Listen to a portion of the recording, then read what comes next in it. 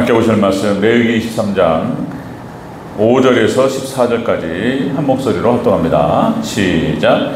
첫째 달 19날 저녁은 여호와의 유월절이요 이달 15셋 날은 여호와의 무교절이니 이래 동안 너희는 무교병을 먹을 것이요 그 첫날에는 너희가 성회로 모이고 아무 노동도 하지 말지며 너희는 이래 동안 여호와께 화제를 드릴 것이요 일곱째 날에도 성회로 모이고 아무 노동도 하지 말지니라. 여호와께서 모세에게 말씀하여 이르시되 이스라엘 자손에게 말하여 이르라.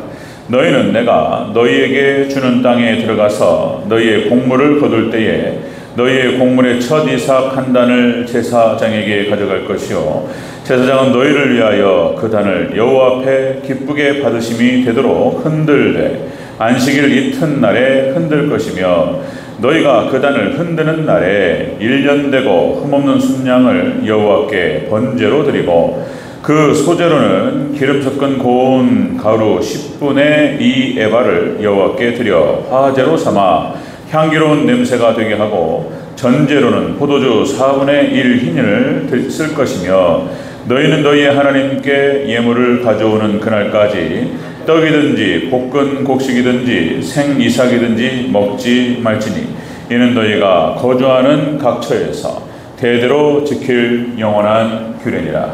아멘. 네, 감사합니다. 오직 예수님, 네, 예수님의 은혜와 평강이 넘치시기를 축원합니다. 아멘. 네, 오늘 함께 읽으신 레위기 23장 5절에서 14절까지 유교절, 무교절, 초실절의 의미라는 제목으로 말씀 받겠습니다. 유교절, 무교절, 초실절. 자, 가장 따라갈까요?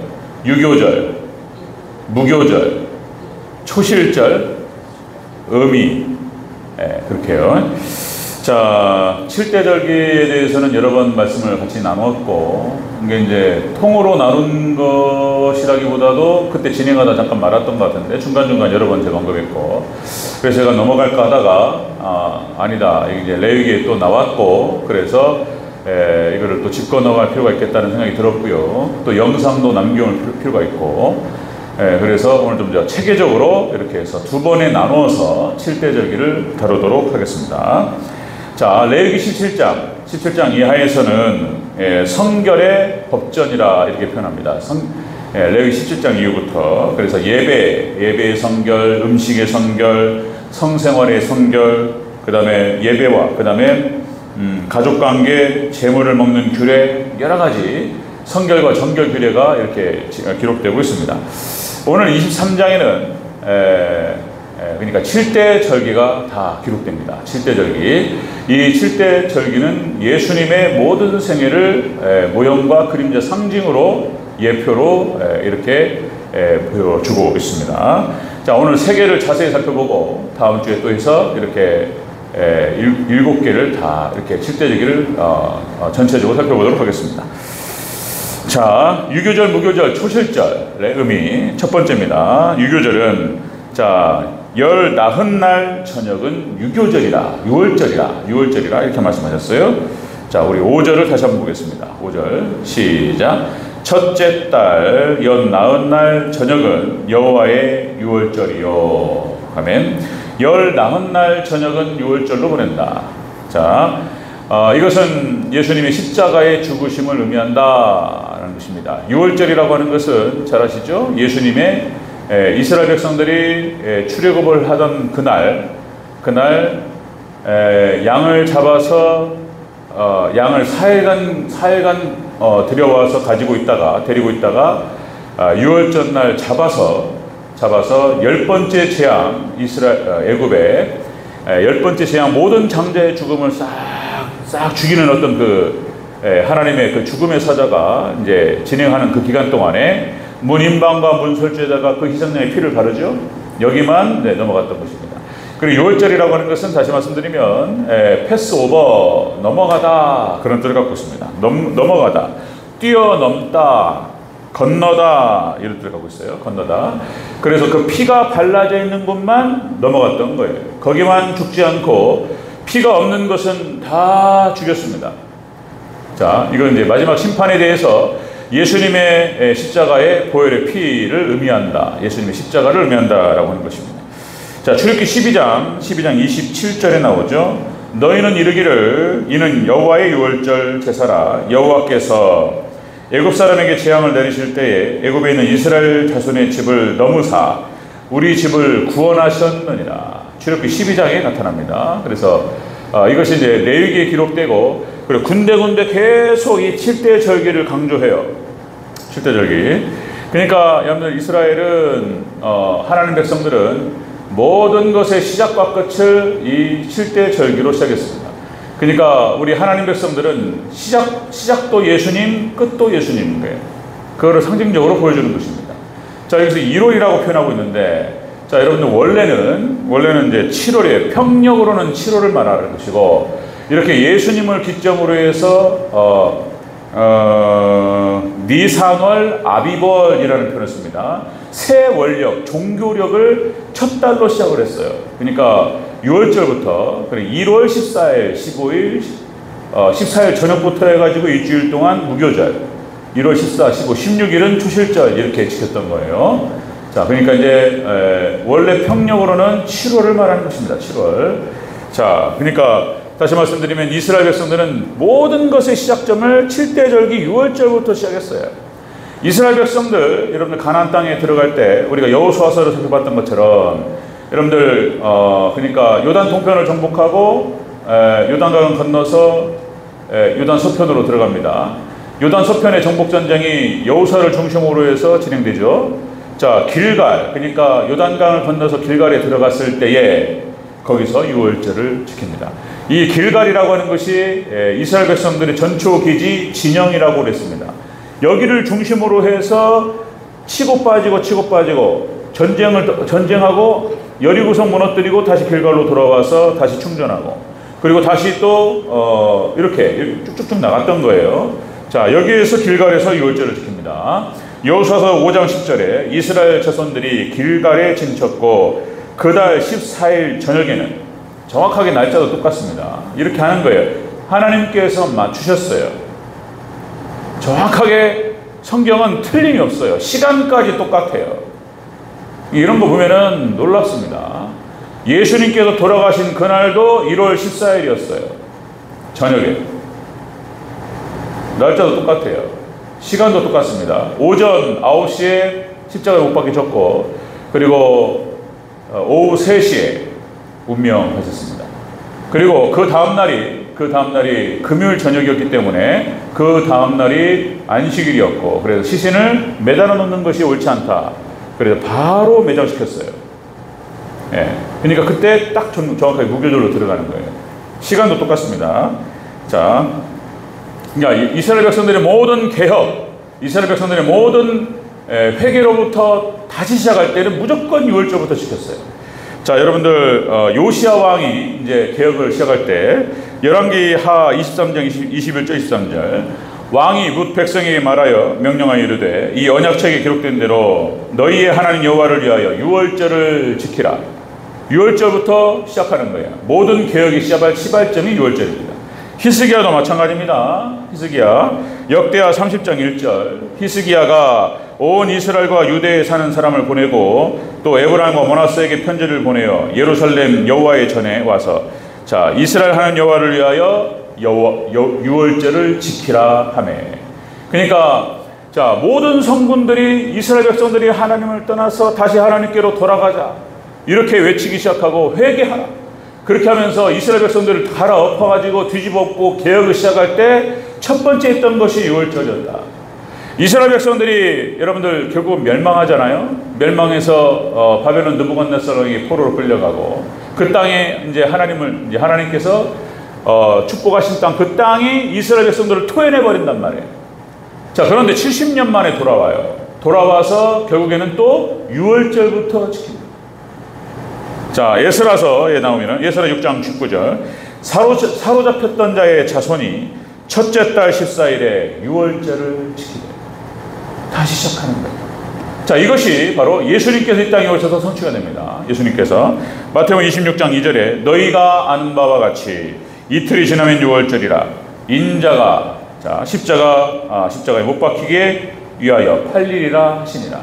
예수님께서 잡히시던 그날 밤 정확하게 유월절하고 딱 맞아 떨어집니다. 그러니까 날짜도 똑같고 시간도 같습니다.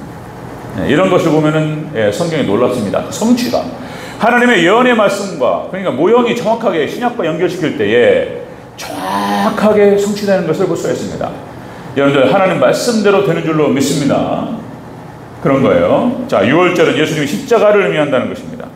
자, 두 번째 무교절. 자, 무교절은 15째 날에 무교절을 지킵니다. 일주일 동안 진행하는 거예요. 자, 6절만 다시 한번 읽겠습니다. 6절 시작. 이달 15째 날은 여호와의 무교절이니 이래 동안 너희는 무교병을 먹을 것이요. 아멘. 자, 이 무교절은 예수님께서 무덤에 들어가셨다는 것을 의미합니다. 무덤이에요. 무덤. 자, 이 무교병이라고 하는 것은 원어 마차라고 해서 누룩이 없는 떡, 발효되지 않는 떡을 말하는 것입니다. 그래서 모든 여기서 말하는 누룩이라고 하는 것은 죄를 말하는 거예요. 이 무교절을 지키는 6월절부터 시작해서 그 일주일 동안이 6월절부터 시작해서 초실절이 다 들어가요. 그래서 무교절 전체적으로 일주일을 지키는데 이 일주일 동안 모든 누룩은 싹 없애는 거예요. 그래서 이제 누룩 없는 떡, 죄를 회개하고 성회로 시작해서 성회로 끝납니다. 자, 무교절. 자, 그렇게 진행되죠. 자, 그러니까 이 누룩이라고 하는 것이 죄를 상징한다 말씀드렸는데, 자, 마태복음 16장 6절에서 12절에서 이렇게 말씀하세요. 예수님께서 자, 바리새인과 사두개인들의 누룩을 주의하라. 이런 말씀하세요. 이것은 바리새인과 사두개인의 교훈을 삼가라고 말씀하신 줄을 깨달으니라. 이렇게 기록됩니다. 그러니까 이제 모든 죄악된 것들을 싹 제거하고 하나님께 회개의 시간을 가졌어요. 이스라엘 백성도 1년에 한 번 그렇게 철저하게 유월절과 무교절을 지키면서 나갔다. 무교절은 예수님 무덤을 상징한다고 말씀을 드렸어요. 자, 14일 저녁부터 21일 저녁까지 7일 동안 지켜집니다. 7일 동안. 자, 이런 거 보면은 그러니까 이제 14일 날 예수님께서 죽으시고 그 저녁부터 무교절이 시작돼요. 6월절 바로 연결돼서 그리고 일주일 동안 21일 저녁까지 그렇게 해서 쭉 진행이 됩니다. 이 무교절은 또 이렇게 표현됩니다. 이스라엘 백성들이 홍해를 건넌 절기 이렇게 표현합니다. 홍해. 그래서 홍해는 붉은 바다라는 표현을 쓰고 피바다라고 하는 의미가 있습니다. 홍해, 피바다, 붉은 바다. 여기서 이스라엘 백성들이 이 홍해를 건너면서 세례를 의미한다고 말씀드렸죠. 사도 바울이 세례라고 표현을 해요. 세례라고 해석을 하고. 그래서 세례라고 하는 것은 죽는 걸 의미하는 거예요. 그리고 이 홍해에서 애굽의 바로와 그 군병들을 다 몰살시키십니다. 죽음의 바다를 말하는 거예요. 그래서 여기서는 이 세례라고 하는 것은 장래 지내다 이런 뜻을 갖고 있어요. 장래 지내다, 죽다, 묻어두다 이런 뜻을 갖고 있습니다. 예수님께서 유월절 십자가에 죽으실 때 철저하게 예수님께서 돌아가셨어요. 그러니까 버림받으시고 매장되셨습니다. 그러니까 이 무교절은 매장을 상징하는 거예요. 유월절은 십자가의 죽으심을 상징하고, 여러분들 우리 하나님 백성들이 예수님을 따라가는 우리 기독교인들, 하나님의 그리스도인들의 삶이라고 하는 것이 십자가 지고 자신의 십자가를 지고 따라가는 것이고, 그리고 죽는 겁니다. 매장되는 거예요. 자, 예수님께서 마태복음 27장 6절에서 이렇게 표현하세요. 엘리 엘리 라마 사박다니, 나의 하나님 어찌하여 나를 버리셨나이까. 그러니까 십자가상에서 몸부림치시면서 고통스럽게 하나님께 부르셨습니다. 버림받으셨어요. 철저하게 외면당하셨고 예수님께서 버림당하셨다. 그리고 이사야서 53장 9절에 뭐라고 표현되냐면 그의 무덤이 악인들과 함께 있었고 이렇게 표현됩니다. 예수님께서 돌아가시고 무덤에 묻히셨는데 악인들과 함께 묻히셨습니다. 악인처럼 취급당하셨어요. 예수님께서. 여러분들 매장당합니다. 여러분 믿음의 선진들의 삶의 면면을 보면은 이렇게 똑같아요. 이 과정을 거쳐요. 죽습니다. 매장당합니다.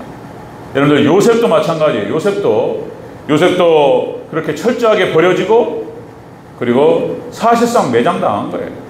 형들이 매장시켜버려요 그냥. 그러니까 이제 예수님을 예표하는 인물들이 다 마찬가지입니다. 다윗도 마찬가지예요. 다윗도 죽이려고 했고 죽인 거예요. 정치적으로 완전히 죽였고 매장시켜버려요. 매장당한 사람들이에요. 다니엘도 마찬가지예요. 그러니까 믿음의 선진들의 면면을 보면은 이렇게 죽는 것을 경험하고 매장당하는 것을 겪습니다. 우리 하나님 백성들도 통과 의례입니다. 매장당해요. 죽습니다. 그런 일을 겪습니다.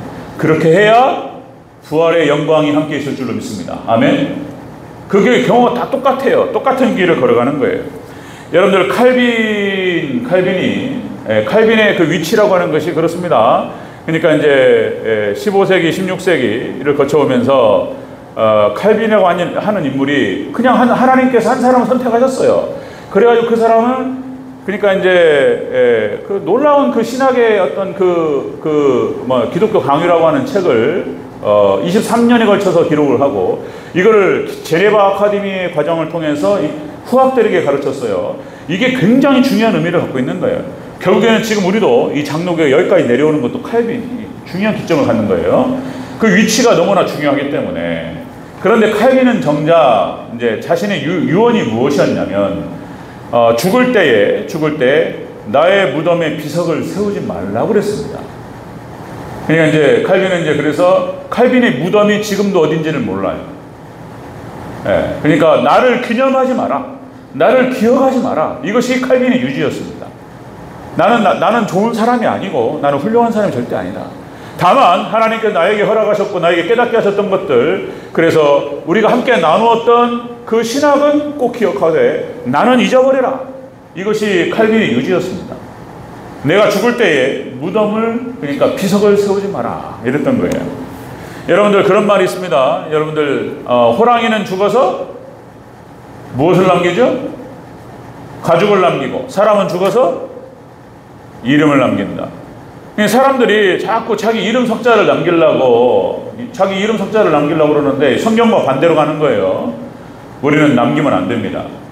남기면 안 되고 흔적을 지워버려야 돼요. 철저하게 우리는 죽는 것입니다. 매장당하는 것이고, 그렇게 해서 완전히 털어버려야 돼요. 예수님께서 하셨던 것처럼 하나님이 높여주셔요.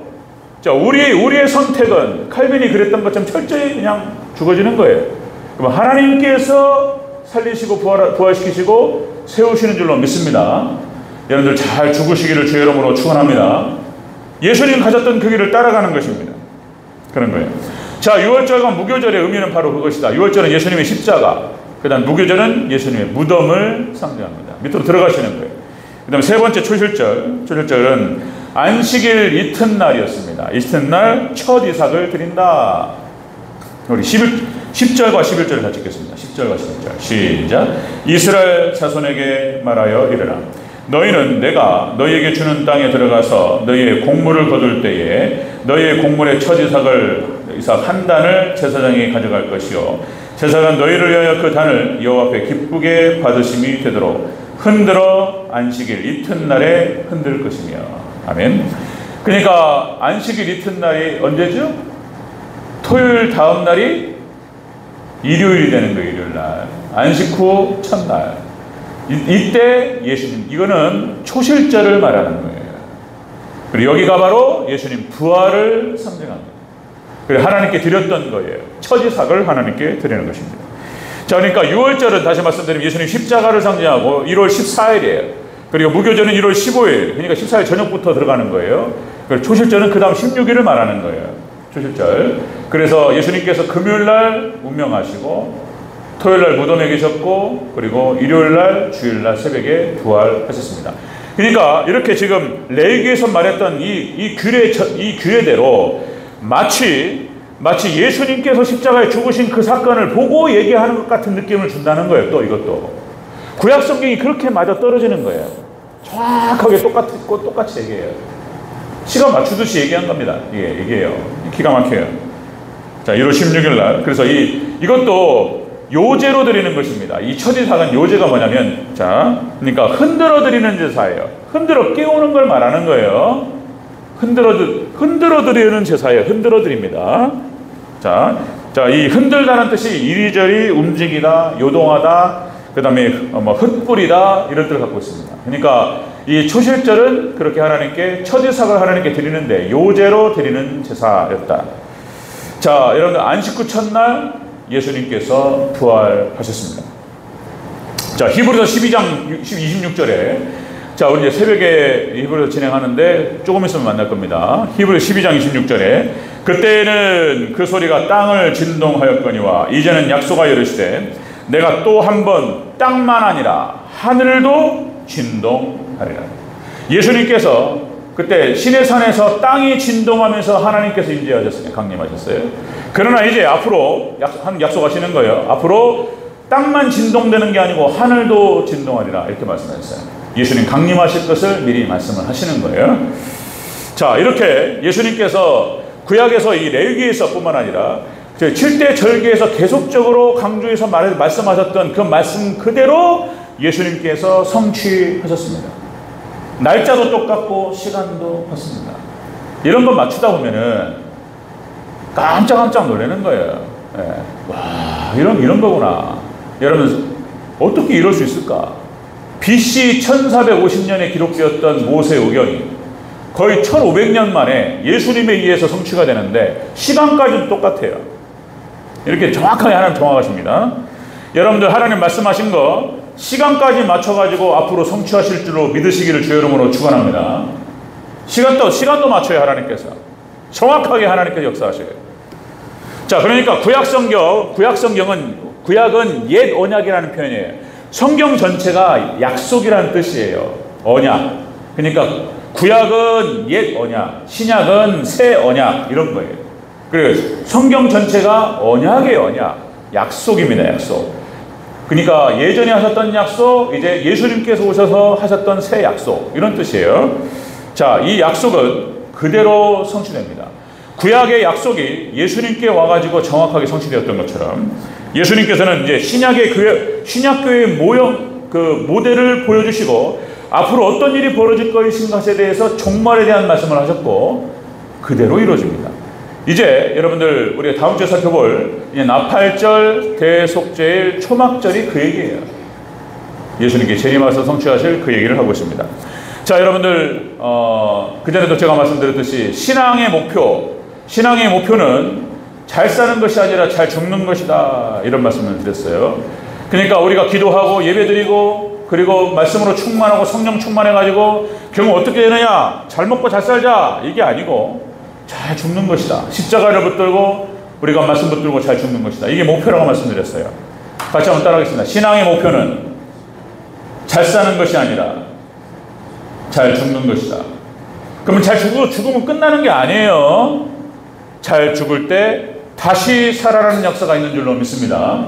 이거를 보여주는 거예요. 지금 이게 유월절과 무교절과 초실절에서 우리에게 얘기해 주는 게 뭐냐면 예수님처럼 그렇게 십자가를 지시고 그 사명 감당하시고 우리가 죽을 때에 예수님 따라서 우리가 잘 죽을 때에 우리가 때로는 그렇게 억울한 일을 당하고 그런 거예요. 매장당하는 거예요. 죽는 거예요. 죽임당하고 매장당하고 우리가 하나님 말씀 붙들고 우리가 매장당하고 잘 죽을 때에 하나님께서 살리시는 역사가 있을 줄로 믿습니다. 부활의 영광이 있어요. 부활신앙으로 충만하시기를 주의 이름으로 축원합니다. 부활신앙으로 무장하시기를 축원합니다. 부활이에요. 살아나요.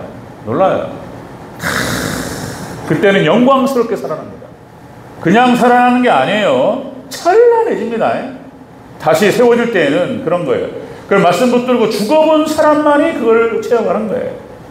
여러분들 생애에 있어서 이런 부활의 영광들을 여러 번 체험하시기를 주의 이름으로 축원합니다. 여러 번 체험. 하나님의 영광. 자, 오늘 유월절과 무교절과 그리고 초실절. 자, 다시 한번 강조합니다. 유월절은 예수님의 십자가에 죽으심, 무교절은 예수님께 무덤에 들어가심, 그리고 초실절은 부활의 영광으로 살아나심을 상징하고 있습니다. 여러분들 십자가 붙들고 잘 승리하셔서 부활의 영광을 늘 맛보시는 저와 여러분 되시길 주의 이름으로 축원합니다. 아멘.